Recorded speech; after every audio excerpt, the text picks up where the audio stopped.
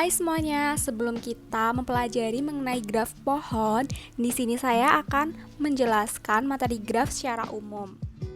Untuk yang pertama, di sini ada definisi graf. Nah, sebuah graf G berisikan dua himpunan, yaitu himpunan berhingga tak kosong VG dari objek-objek yang disebut titik atau vertex, dan himpunan berhingga atau mungkin kosong EG yang elemen-elemennya disebut sisi atau edge. Sedemikian hingga setiap elemen E dalam EG merupakan pasangan tak berurutan dari titik di VG. Nah, pada graf ini terdapat beberapa istilah yang mungkin akan kita temui untuk mempelajari tentang graf. Yang pertama ada himpunan titik G atau simpul. Nah, ini biasanya dipresentasikan dalam bentuk diagram atau gambar di mana titik G itu digambarkan sebuah nokta. Nah, biasanya itu berbentuk titik yang akan dinamai dengan A, titik B, seperti itu. Lalu ada himpunan sisi atau EG. Setiap sisi yang menghubungkan dua titik G digambarkan dengan sebuah kurva sederhana dengan kedua titik tersebut. Himpunan sisi itu memuat sisi-sisi pada umumnya, yaitu menghubungkan antara dua nokta atau dua titik. Selanjutnya ada gelung atau loop, sebuah isi graf yang menghubungkan sebuah titik dengan dirinya sendiri. Artinya, ada sebuah titik, ada sebuah sisi. Nah, itu akan menghubungkan ke titik lain dan kemudian akan kembali ke titik dirinya sendiri. Atau bisa saja titik A dengan sisinya itu melingkar kembali ke titik A. Kemudian ada derajat suatu graf. Nah, derajat suatu graf itu merupakan suatu simpul pada graf tak berarah, adalah jumlah sisi yang bersisian dengan simpul tersebut, notasi di V atau sering disebut dV, menyatakan derajat simpul V. Nah, kita lanjut di contoh biar kita semakin paham maksud istilah-istilah tadi. Jadi di sini ada gambar G1 yang merupakan graf. Nah, G1 ini adalah graf dengan himpunan simpul V dan himpunan sisi E dengan V-nya itu merupakan himpunan titiknya. Ada 1, 2, 3, dan 4. Kemudian ada himpunan sisinya dengan E sama dengan 1,2, 1,3, 2,3, 1,4, dan 3,4. Lanjut ada D1 atau D-nya itu merupakan derajat suatu grafnya, jumlah sisi. Nah, kita ketahui D1, titik 1 ini memuat berapa sisi? Kita hitung ada 1, 2, 3. Jadi D1-nya sama dengan 3. Kemudian D2-nya kita hitung ada 2. Jadi D2-nya sama dengan 2. Dan D3-nya 1, 2, 3. Ada 3 simpul. Kemudian yang terakhir ada D4 dengan 2 simpul, yaitu ke-1 dan ke-3.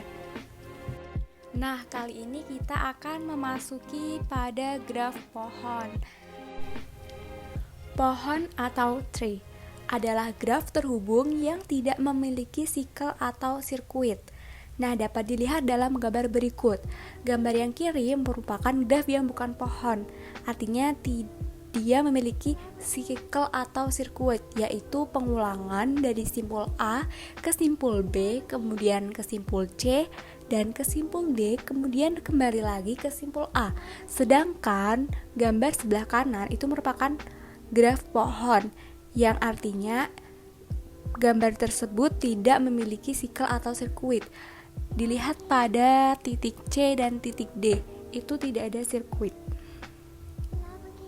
Nah, kemudian di dalam graf pohon itu terdapat sifat-sifat dari pohon itu sendiri. Misalkan G sama dengan F, E adalah graf sederhana dan banyak titiknya adalah N buah. Pernyataan-pernyataan di bawah ini adalah ekivalen. 1.